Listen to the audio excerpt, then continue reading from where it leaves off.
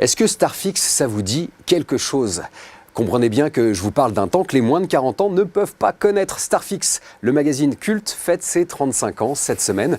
Avec nous pour en parler, un amoureux du cinéma bis, un journaliste culte lui aussi, présentateur des soirées double affiche Starfix tous les mois sur Paramount Channel et qu'on ne rendra jamais non au plat pays qui est le sien. Merci Christophe Lemaire d'avoir accepté notre invitation.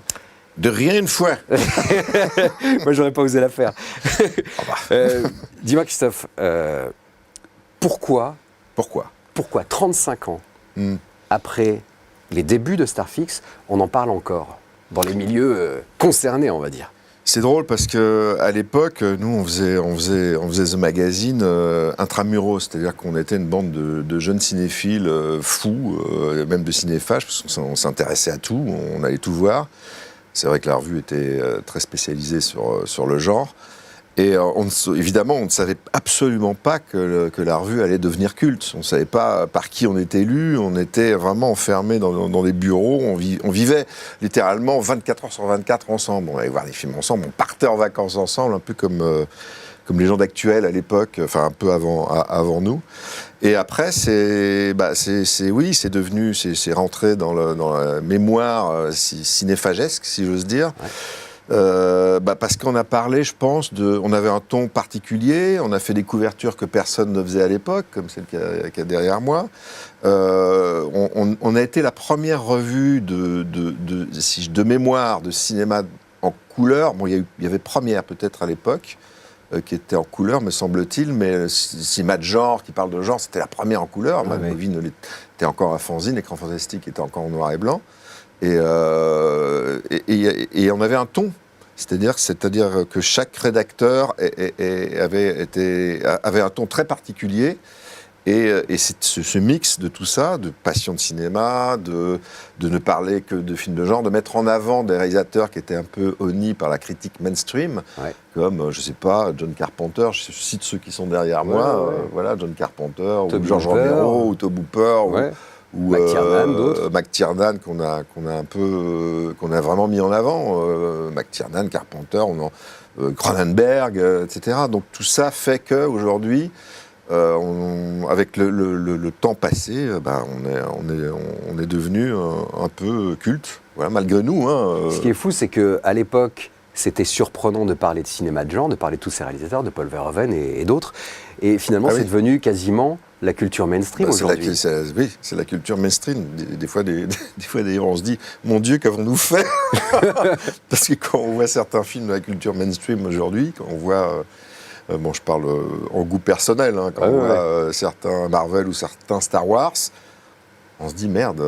Cela dit, pour parler de Star Wars, maintenant je peux le dire, puisque c'était il y a 35 ans, on a fait une couverture Star Wars, on en a parlé un peu, mais personne n'aimait Star Wars chez nous. Ah oui, c'est vrai. Personne, on ne détestait pas, mais on n'était pas très très fan de Star Wars. On était plutôt c'est des cinéastes que je viens de citer, et en même temps on était aussi old school, tout le cinéma, tout l'âge d'or d'Hollywood, tous les films qui passent sur Paramount Channel, c'était aussi notre cam, quoi. Mais je voyais là justement, alors évidemment le retour du Jedi, mais je voyais aussi par exemple Staying Alive de Sylvester Stallone, la suite de La fièvre du samedi soir. Il nous est arrivé de faire des erreurs. Voilà, je voulais en parler justement. Mais ça fait partie de la légende Starfix. Et celle-là, j'aimais beaucoup. Et donc il y a eu cette couve Rambo là. Ouais, alors on a eu, je crois qu'on était les premiers pour le premier Rambo. Je crois qu'on a été les seuls, il me semble. Je ne veux pas dire de bêtises, à faire une couverture Rambo en France. Rambo de Ted Kotcheff, qui était un super film.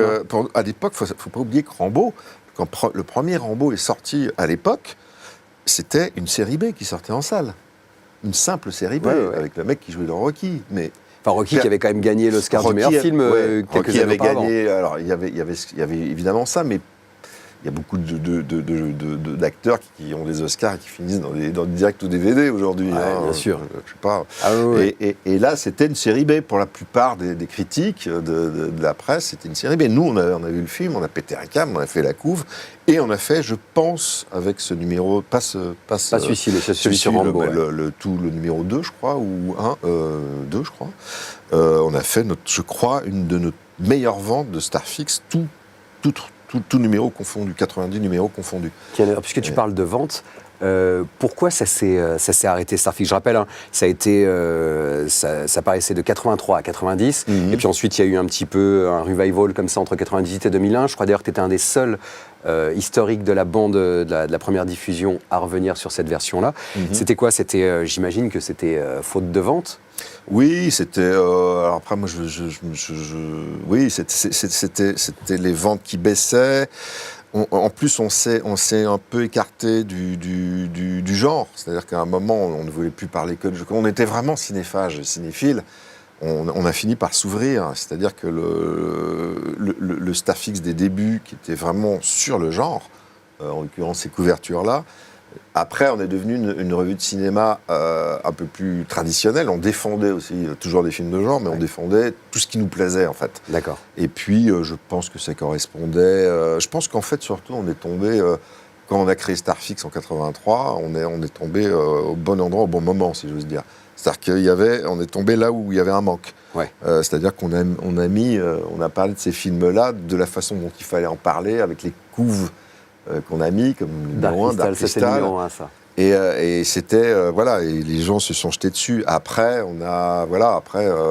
puis la presse, déjà, je pense qu'à l'époque, la presse commençait à... Un petit peu à décliner. Un peu à décliner. Et puis il y a peut-être aussi eu d'autres magazines, non, qui ont un peu marché sur vos plates-bandes. Et puis après, c'est vrai que le cinéma qu'on avait défendu au début commençait aussi à devenir un peu mainstream. Ouais. Donc, notamment Première, qui faisait des couves Star Wars aussi. Voilà, hein, des studios Première qui faisaient des couves starfixiennes, si j'ose dire. Ouais. Et même nous, on a fait aussi des couves un peu Studio N ou Première N, parce qu'on a fait un jour, on a fait Depardieu en couve dans le film de Piala, dans le Garçu. Dernier Star. Voilà. Non, pas le Garçu, c'était le...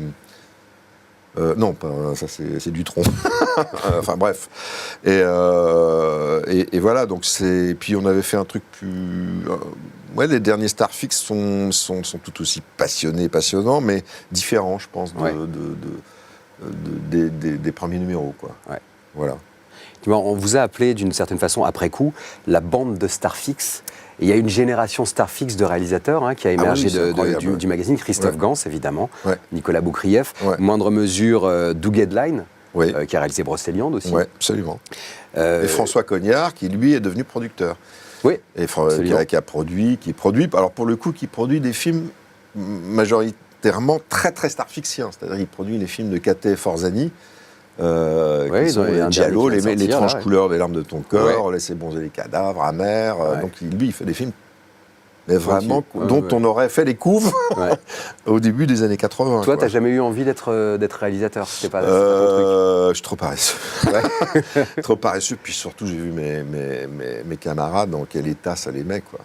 C'est up and down tout le temps. Moi, je préfère être un peu tranquille. J'ai essayé de me lancer, d'écrire des scénarios avec Cognard notamment. J'ai tenté des trucs, mais après voilà, quoi. Après c'est drôle parce que il y a Nicolas Boukrieff qui fait des films franco-français formidables d'ailleurs. Et ici, alors que Christophe Gans fait plutôt des blockbusters, un peu à l'américaine. Donc chacun a continué d'avoir son style dans la réal. C'est marrant, c'est rigolo. Tu es resté en contact avec les Gans, Boukrieff, etc. Alors ce qui est drôle, c'est qu'on je pense qu'on va en parler, on s'est revus pour faire la confection du bouquin. Donc on a fait un livre. Voilà, le bouquin. Ça, je ne sais pas si c'est la couverture du livre, je pense pas, mais... Non, ça c'est pour les 35 ans de Starfix. Voilà. Et on s'est revus. Alors on se voit, on se voit, mais pas tous ensemble. C'est compliqué. On se voit pas tous ensemble. Moi, je vois beaucoup François Cognard, Nicolas Boukrieff, qui sont littéralement mes frères. Je leur dois tout.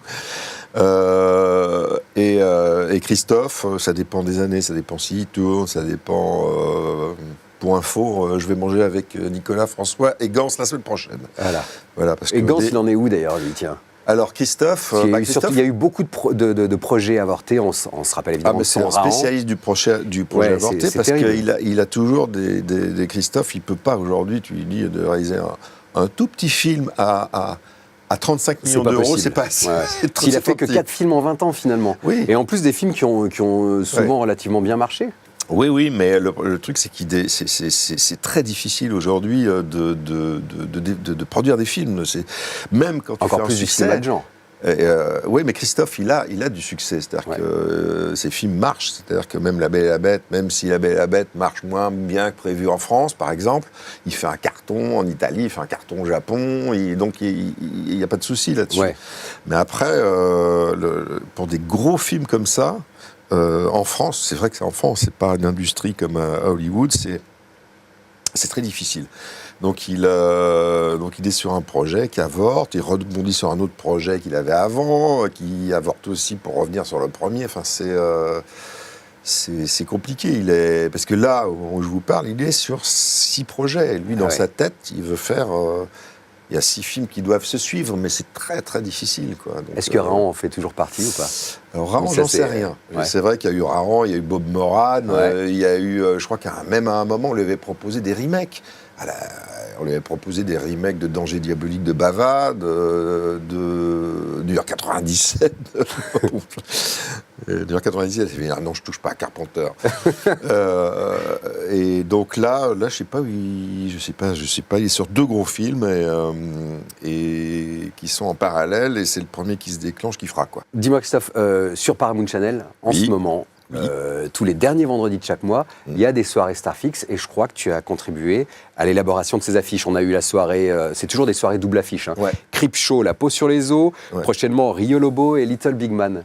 Est-ce que ça te paraît t'inscrire dans l'esprit Starfix? Tout à fait, parce que déjà Paramount, c'est mythique, quoi. Donc déjà quand on m'a proposé, alors je pense qu'on m'a proposé de présenter des soirées sous le label Starfix parce que c'était un peu évident. Paramount, ça aurait pu être Warner, ça aurait pu être d'autres, mais bon, Paramount, c'est quand même la chaîne de Jerry Lewis. Moi, je suis un ultra fan de Jerry Lewis. Pareil. Et donc, dans ces films, donc, au total, il y a 20 films qui ont été regroupés par double programme thématique.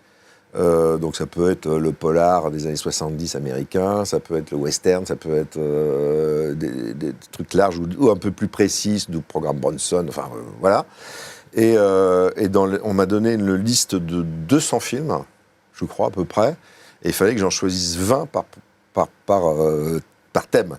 Donc du coup, je me suis amusé à regrouper des films par thème, et c'est quasiment tous des films dont on a parlé ou dont on aurait pu parler dans Starfix, parce qu'il y en a dont on n'a pas parlé dans Starfix, notamment les vieux films.